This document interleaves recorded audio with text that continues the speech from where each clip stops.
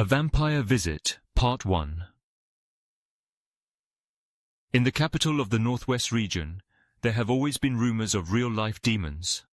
The following story, which I'm about to recount, is based on a true event shared by a friend named Bitter Gourd.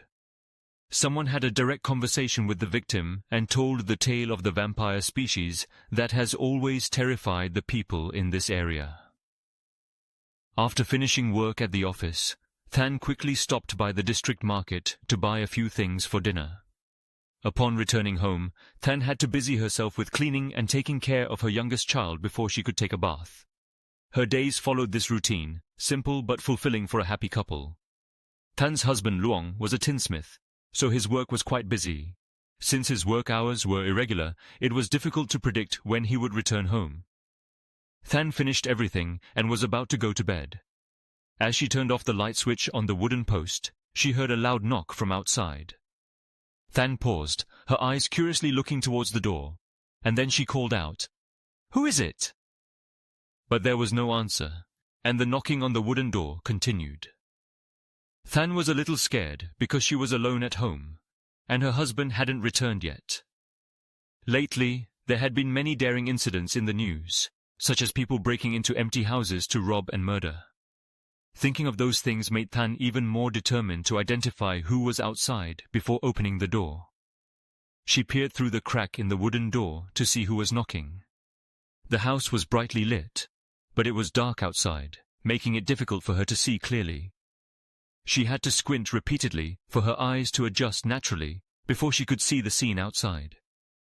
There was no one outside, and the bush on the other side of the road continued to sway with the wind, causing Than to hold her breath and pay careful attention. Than patiently watched for a while, scanning every corner in front of the house with her gaze, but she couldn't see anyone. She called out again, "Who's there?" There was no answer. Than breathed a sigh of relief, and was about to turn back to bed, when suddenly a pair of dull eyes and the haggard face of an old woman caught her eye. Than jumped in fright and fell to the ground.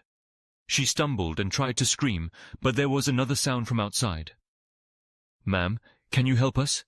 Let us stay for the night." The voice came from the woman standing outside.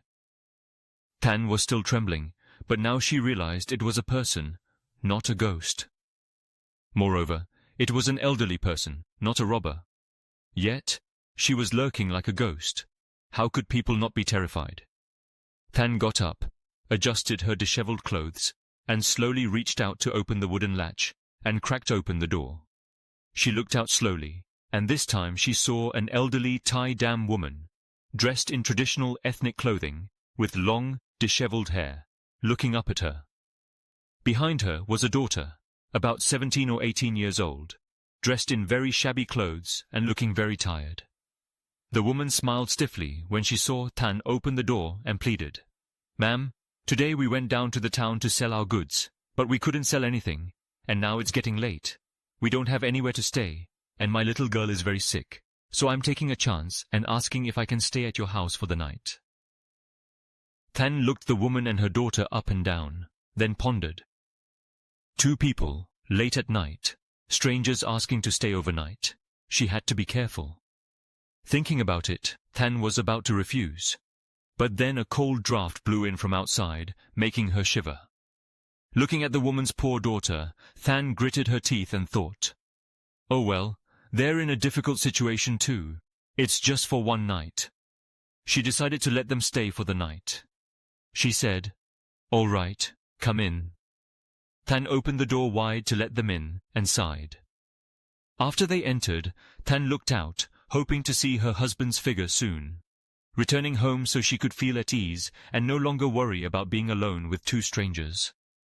Than closed the wooden door and locked it securely. Then she turned back to the house and walked over to where the Thai Dam woman and her daughter were standing. She looked at the mother and said, "Please wait here for a moment. I'll go clean up the bed near the kitchen. You two can sleep there tonight." The two nodded without saying anything. As soon as Than left, they looked at each other with a very strange look. Than busied herself cleaning up the bedding, unaware that the two were watching her with very calculating eyes. End of Part 1. Please click the subscribe button and turn on the bell so you can receive notifications when I release my next video.